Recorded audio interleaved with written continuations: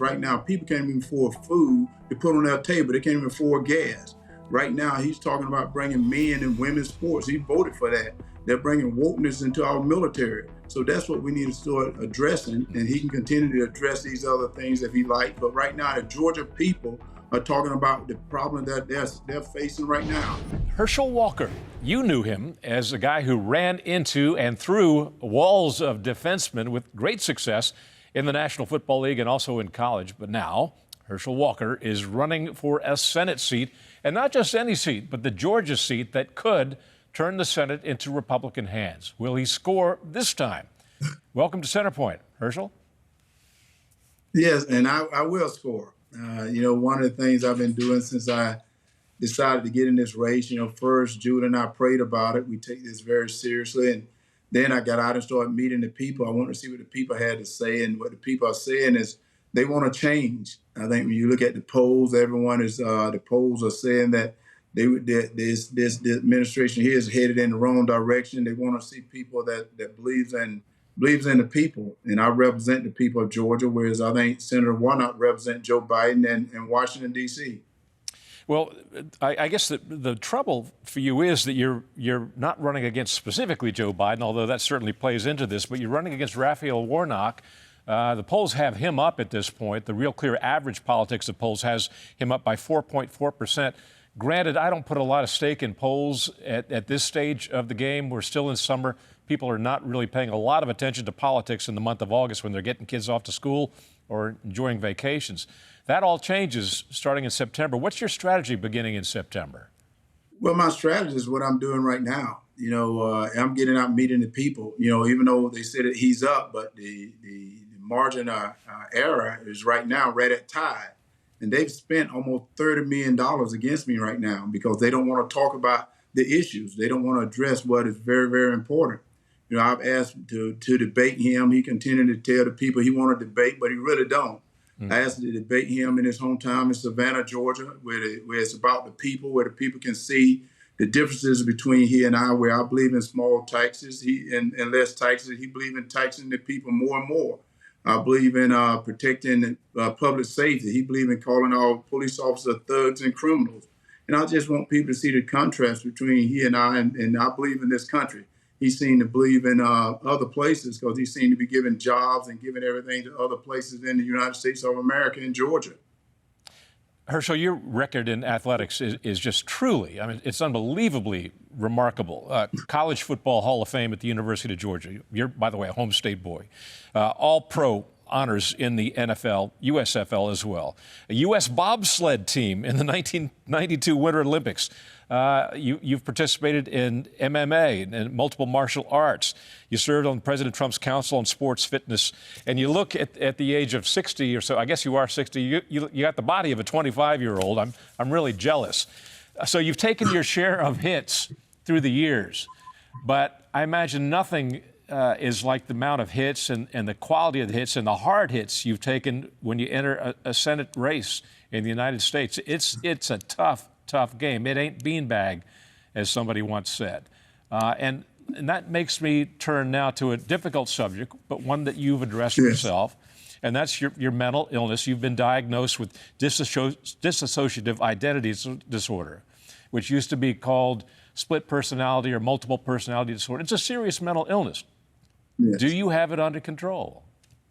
Oh, I've always had it under control. And, you talked about the things I did in the athletic field, but let's talk about the things since I've gone and got help. That's one of the things that I've done that people forget about. I went to seek help, and that's what I've been preaching for the last 15 years at a military base all over the world, telling our young men and women of service that there's no shame to ask for help.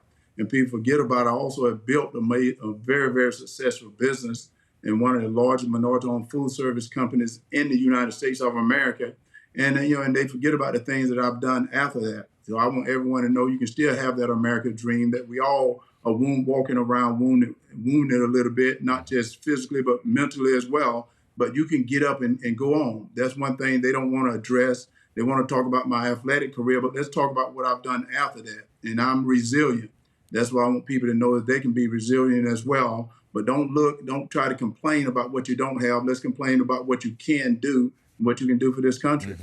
Well, I sincerely mean this when I say that I really applaud you for expressing all this stuff publicly in the way you have. Too many people in this country, and we see the effects of it right and left, hide mental illness and their experiences with it to great detriment to themselves and also to our society and culture. So thank you very much for coming forth with that. But it has caused problems in your life. I know there have been cases, and they've been used in campaign ads against you about hiding 3 children that you've fathered, issues of domestic violence, et cetera, et cetera, et cetera. How badly has it hurt you? Is it something that you can overcome? One of the things about it is I've talked about this. I've been very transparent, and they've put up a lot of lies. And you notice I'm not trying to combat the lie. I just go on because I want the people to know what I can do for them, not them to continue to talk about what Herschel Walker has done, because you know what? We're past that. A lot of things they put up, and everyone know that they're lies. They know that's going on. But right now, what is happening is right now, people can't even afford food to put on their table. They can't even afford gas.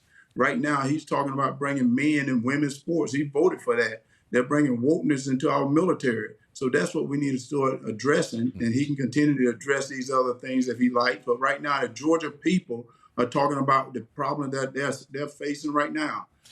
Herschel, there is a biblical psalm, and I know you're a man of faith. The meek shall inherit the earth. Jordan Peterson adds something to that. There's more to it, he says. He says, quote, you should be a monster, an absolute monster, then learn how to control it, because it's better to be a warrior in a garden than a gardener in war. I wonder if that some way describes your life. Well, I told someone this, when I got into this race, I'm a warrior for God. Right now, what is happening right now with what the left is trying to do and what Senator Warnock is trying to do, trying to put division within our country.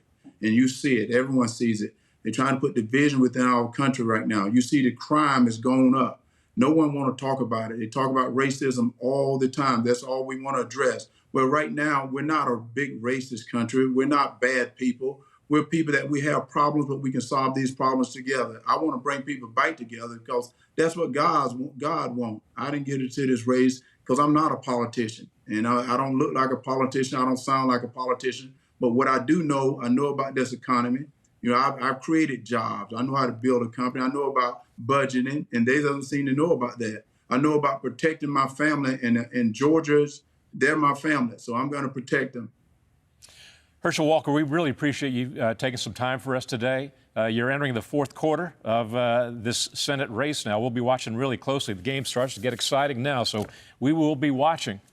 Good luck to you, sir. Hey, thank you, and tell everyone to go to teamherschel.com. Let's put Herschel Walker in that Senate seat, because that Senate seat belongs to the people, and it is time for us to put strong leaders there in that seat. Herschel, you just said it yourself. Thank you so much, sir. Good to see you. Hi, I'm Doug McKelway, and thank you for watching Centerpoint. We hope you enjoyed this video. Make sure you hit the subscribe button and tap the bell icon so you're notified every time a new video is posted. Leave a comment below and keep the conversation going by sharing this video with a friend who needs to see it.